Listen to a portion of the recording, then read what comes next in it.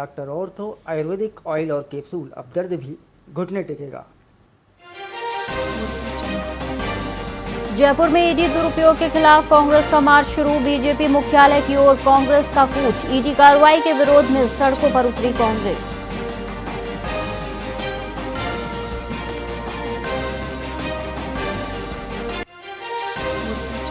Police ने कांग्रेस नेताओं को बीजेपी कार्यालय तक पहुंचने से रोका। बैरिकेड से घिरे विधायक मनीष यादव, कार्यकर्ताओं ने डोटासरा को कंधों पर उठाया। पुलिस से नोकझोंक।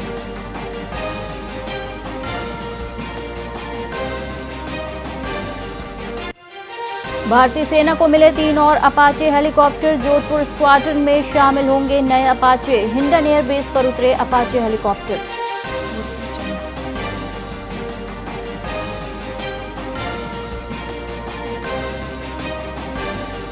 जयपुर एयरपोर्ट पर एआई लास्ट फाउंड सिस्टम शुरू। खोया सामान अब एआई की मदद से मिलेगा। देश में पहली बार जयपुर एयरपोर्ट में एआई सिस्टम शुरू।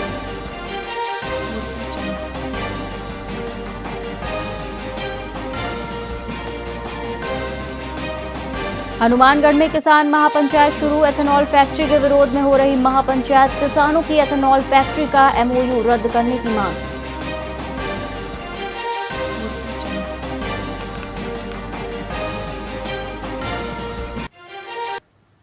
नमस्कार, आप देख रहे हैं वीआईपी न्यूज और मैं हूं आपके साथ एकता सिंह। आइए रुक करते हैं खबरों की ओर। जोधपुर में एसआईआर का पहला चरण पूरा हो गया है और ड्राफ्ट मतदाता सूची जारी कर दी गई है। कलेक्टर ने बताया कि कुल पंजीकृत मतदाताओं में से लाखों फॉर्म जमा हुए हैं और अधिकांश की मैपिंग पूरी हो चुकी है। कुछ मतदाताओं के नाम ड्राफ्ट सूची से हटाए गए हैं, जिसमें मृतक, स्थानांतरित और अन्य श्रेणियां शामिल हैं। सरदारपुरा में सबसे अधिक और ओसिया में सबसे कम नाम हटे हैं। ड्राफ्ट सूची जारी होने के बाद मतदाता आपत्ति दर्ज करा सकते हैं। आपत्ति सही पाए जाने पर नाम पुनः जोड़े जाएंगे। जो लोग पिछले एसआईआर सूची से मैप नहीं हो पाए, उन्हें दस्तावेज प्रस्तुत करना आवश्यक है। पाक विस्थापितों को नागरिकता प्रमाण पत्र दिखाना होगा। सरदारपुरा में 2,69,574 मतदाता थे। उनमें से 2,12,765 मतदाताओं के फॉर्म वापस आ गए। 56,809 मतदाताओं के फॉर्म नहीं है। जोधपुर के अंदर जोधपुर सिटी के अंदर 2,04,322 मतदाता थे। इनमें 1,61,669 मतदाताओं के फॉर्म वापस आ गए। 42,653 फॉर्म हमारे पास में वापस नहीं है। सूरसागर में 3,02,467 फॉर्मों में से 2,50,029 फॉर्म वापस आए। 52,438 फॉर्म वापस नहीं है। लूनी के अंदर 3,51,458 फॉर्मों में से 3,09,324 फॉर्म वापस आए। 42,134 फॉर्म नहीं है। और बिलाड़ा विधानसभा के अंदर 2,97,007 फॉर्मों में से 2,79,105 फॉर्म वापस आ गए। 17,902 फॉर्म नहीं है। सरदार जोधपुर में आईसीएआई द्वारा आयोजित 2 दिवसीय राष्ट्रीय महासम्मेलन स्वर्णिम होराइजन राइज बियॉन्ड लिमिट्स का आयोजन होटल मधुर रॉयल में किया जाएगा।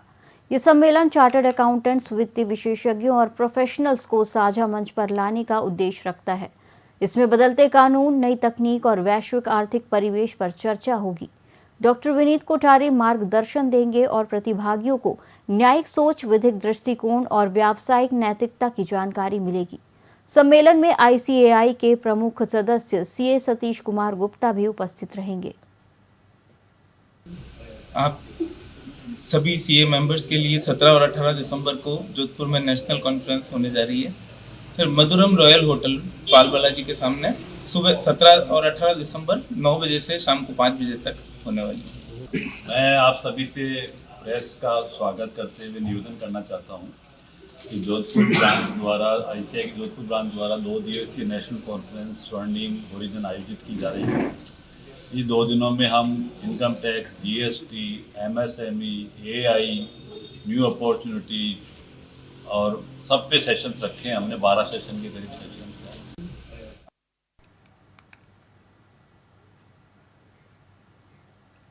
करौली में जिला पुलिस द्वारा विशेष स्वच्छता और साफ सफाई अभियान चलाया गया। पुलिस अधीक्षक लोकेश सोनवाल के निर्देशन में पुलिस अधीक्षक कार्यालय सहित जिले के सभी थानों, चौकियों और पुलिस कार्यालयों में अधिकारियों और जवानों ने श्रमदान किया। अभियान मंगलवार सुबह 10 बजे से 11 बजे तक चला, जिसमें पुलिसकर्मियों ने उत्साहपूर्वक भाग लिया। एसपी सोनवाल ने कहा कि स्वच्छ कार्यालय से स्वस्थ वातावरण और बेहतर पुलिस सेवा सुनिश्चित होती है। उन्होंने आमजन से स्वच्छता को जीवन शैली का हिस्सा बनाने की अपील की।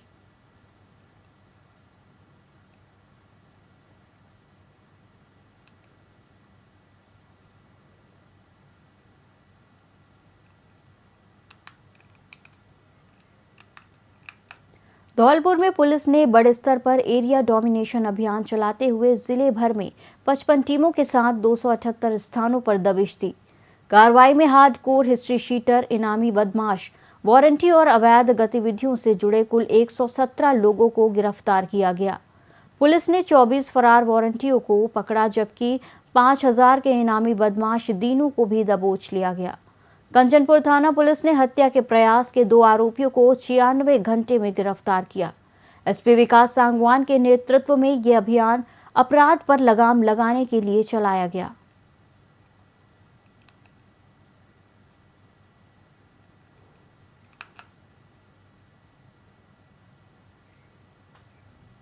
भरतपुर जिले के गांव जोतरौली में सरकारी विद्यालय बिना भवन के 12वीं तक संचालित हो रहा है। केवल 5 कमरों में चल रहे इस स्कूल में बैठने की समुचित व्यवस्था नहीं है, जिससे छात्रों को भारी परेशानी झेलनी पड़ रही है। मजबूरी में कई बार विद्यार्थियों को छत पर बैठाकर पढ़ाया जा रहा है। विद्यालय की प्रिंसिपल ने बताया कि भवन निर्माण की मांग कई बार अधिकारियों से की गई, लेकिन अब तक कोई सुविधा नहीं मिली। ग्रामीणों ने शिक्षा विभाग से जल्द स्कूल भवन बनाने की मांग उठाई है। हमारे विद्यालय में सिर्फ 7 कमरे हैं और खेलने के लिए बच्चों के लिए कोई मैदान नहीं है और बहुत छोटा स्कूल है हमारा, एडजस्ट नहीं हो पाते। छोटी छोटी क्लास में एक साथ ले लेते हैं और ऐसे ही करते हैं। मतलब तो फिर पढ़ाई में तो काफी समस्या आती होंगी आपको। हम ये कहना चाहेंगे कि सरकार जमीन दे हमारे लिए और स्कूल बढ़ाए, हमारे लिए विद्यालय बनवाए जाए नया। व्यवस्थाएं जो हमारे हाथ में है वो तो हमने दुरुस्त कर रखी है बढ़िया, लेकिन कक्ष सिर्फ 7 हैं। उनमें से एक में पोशार चलता है, एक में ऑफिस बना हुआ है। सिर्फ 5 कक्षाएं। ये प्राथमिक स्तर की बिल्डिंग है, इसको सीनियर कर दिया गया, लेकिन बिल्डिंग और जमीन हमें उपलब्ध नहीं करवाई गई। तो ये कैंपस इतना छोटा है कि जब पूरी उपस्थिति होती है, जब बच्चे ढंग से प्रार्थना भी नहीं बोल पाते और बच्चों को फिर कंबाइन करके बिठाना पड़ता है, जिससे शैक्षिक स्तर में बहुत फर्क पड़ता है। टीचर अपना पूरा जो दे सकते हैं वो नहीं दे पाते। रैणी थाना क्षेत्र में दिल्ली मुंबई एक्सप्रेस वे पर मंगलवार देर रात भीषण सड़क हादसा हो गया। दिल्ली से जयपुर जा रही एक पिकअप अन्य वाहनों से टकराने के बाद आग का गोला बन गई। इस हादसे में पिकअप सवार 3 लोगों की जिंदा जलकर मौत हो गई, जबकि चालक गंभीर रूप से झुलस गया। मृतकों में हरियाणा और मध्य प्रदेश के युवक शामिल हैं। घायल चालक को प्राथमिक उपचार के बाद जयपुर रेफर किया गया। पुलिस ने शव मोर्चरी में रखवा कर जांच शुरू कर दी है।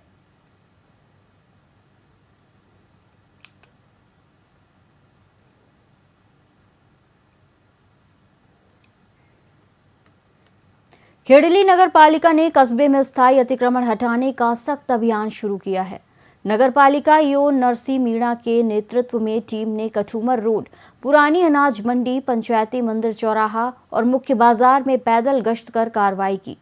दुकानों के बाहर सड़क पर रखा सामान जब्त कर ट्रैक्टर ट्रॉली में भरवाया गया। मुख्य बाजार में लगे त्रिपाल भी मौके पर हटवाए गए। ईओ ने चेतावनी दी है कि सड़क पर सामान मिला तो जब्त कर लिया जाएगा। अभियान से दुकानदारों में हड़कंप मच गया।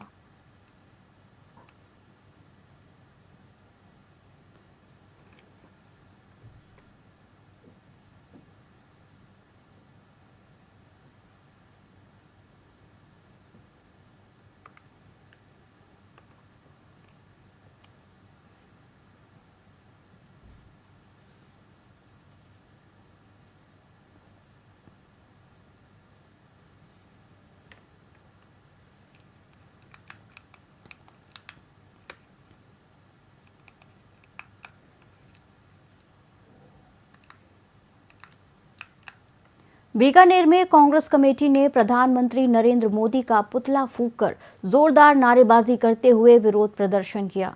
शहर कांग्रेस अध्यक्ष मदन गोपाल मेघवाल ने कहा कि ईडी द्वारा राहुल गांधी के खिलाफ दाखिल चार्जशीट को कोर्ट ने तकनीकी आधार पर खारिज कर दिया है, जिससे ये साफ हो गया कि केंद्र सरकार के दबाव में ये कार्रवाई की गई थी।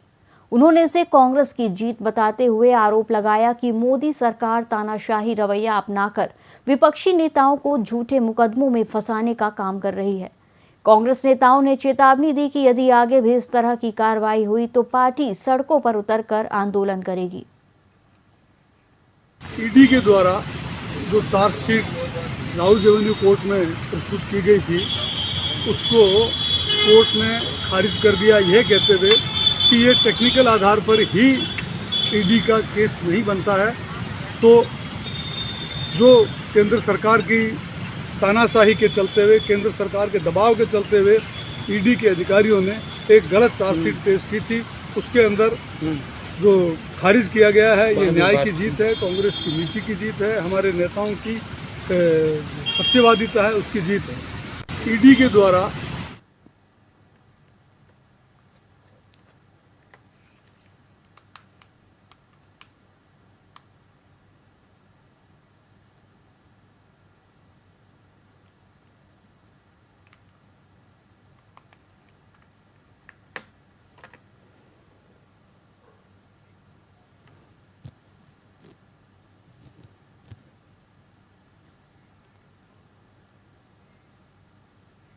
इस बुलेटिन में फिलहाल इतना ही। आप देखते रहिए वीआईपी न्यूज़। नमस्कार।